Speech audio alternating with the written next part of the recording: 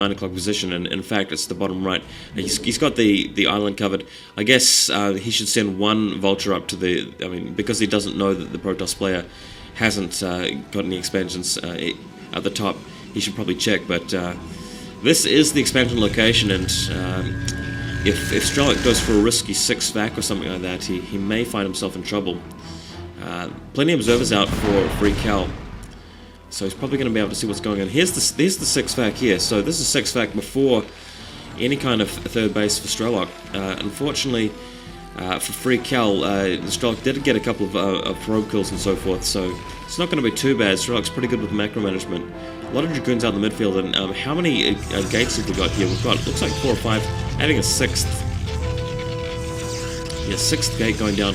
Citadel of Adun for speed. And 7 gateways now, so I feel with 3 bases, 7 gateways, Free Cal should be able to push out. It's just a matter of whether he knows about that 6th vac or not. He's got observers out, but unfortunately for him, there's a turret nearby, and maybe that will prevent him from realizing that he needs to cut probes and just really spam gateways and units if he is to stop the 6th vac from doing a lot of damage. Vultures in force out in the midfield here. Just again, expecting Free Cal to go for an expansion, either at that middle only or at the top left or something.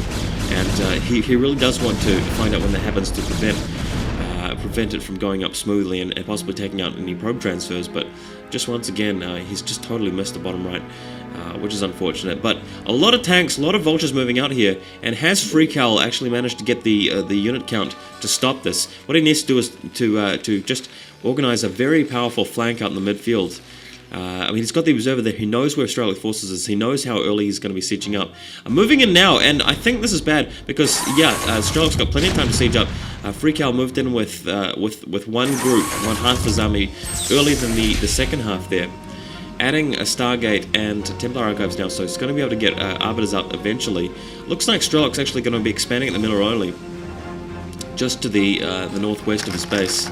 So that's a good move. I think really that was the main motive of the 6th vac, not so much to roll over his opponent, but to just put his opponent on the back foot while he safely expands out in the mineral only. And that was more the way to go. He didn't really want to overcommit to the 6th vac. It was more like a calculated plan there. But Strelok doing very well here, multitasking his way out into the midfield. Free Cal's got quite a lot of zealots really here to defend, but this big wall of tanks and all of the minefields that he's putting down is really the way to go, and he's slowly pushing across. He's doing an excellent job here, I must say.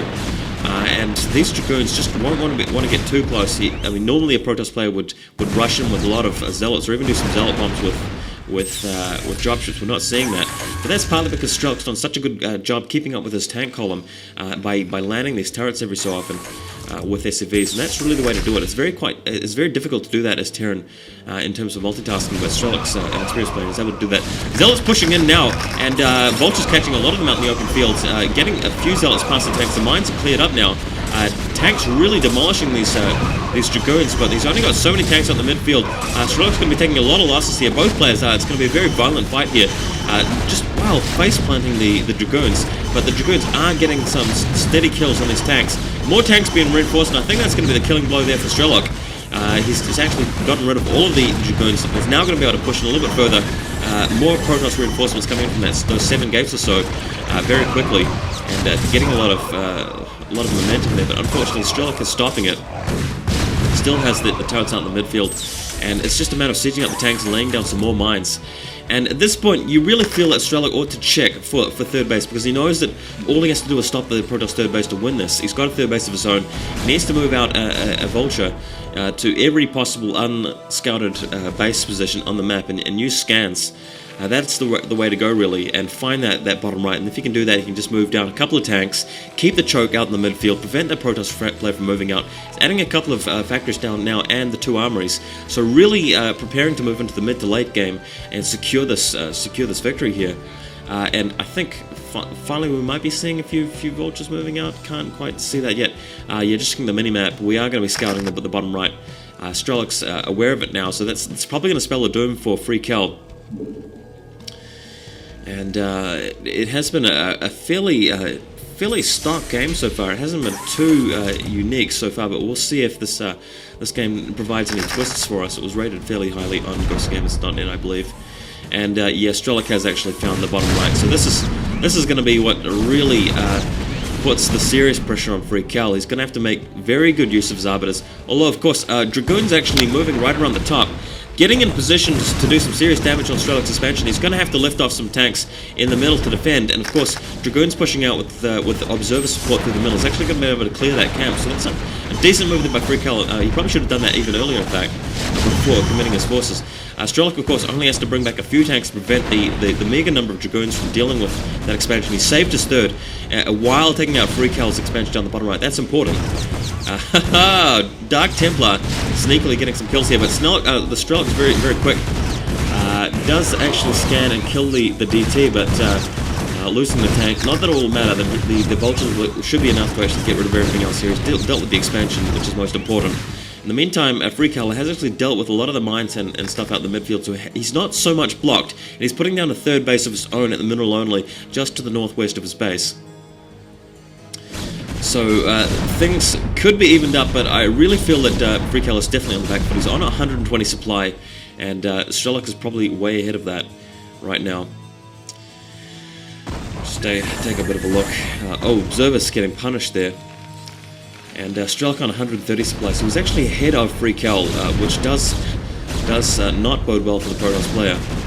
Really, you want to be ahead of the Terran in supply count in this sort of stage of the game if you want any chance of winning.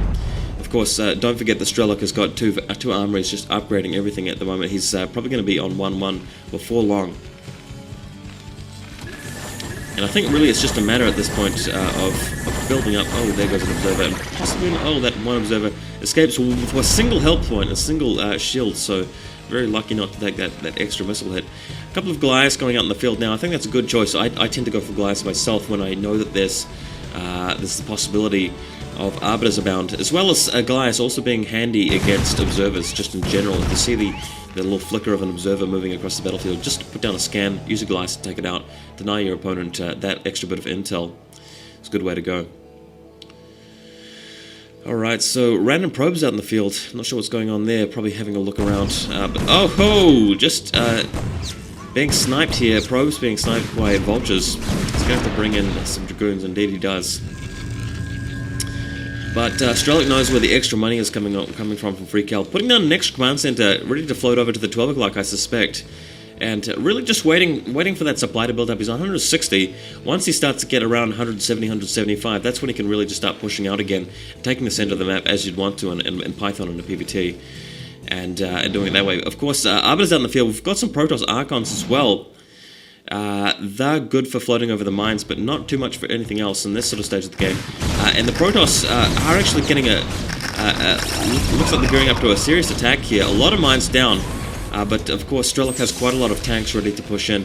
Unsieging his tanks here for some reason. I guess he wants to sort of move into an optimal location, just bunching them up with his other tanks. Got plenty of tanks out in the midfield. I guess Strelok will be just hotkeying them all to groups at the stage and getting ready to crush the Protoss. He's on 174 supply against 157 for the Protoss. Oh shit! Oh, that's bad. Oh, Dragoon's just going straight into the minefield. And that was nasty. Strelok needs to siege up right now. He does indeed siege up. Spear tanks in the back needs to siege as well. We're going to be looking for a... Oh, that's a severe stasis trap there, so that will even things up a little bit. But I feel that Strelok just has the firepower. He's on 1-1 with all of his forces out in the backfield. Free Cal lost his forge over at the bottom right expansion, so he's not as well upgraded.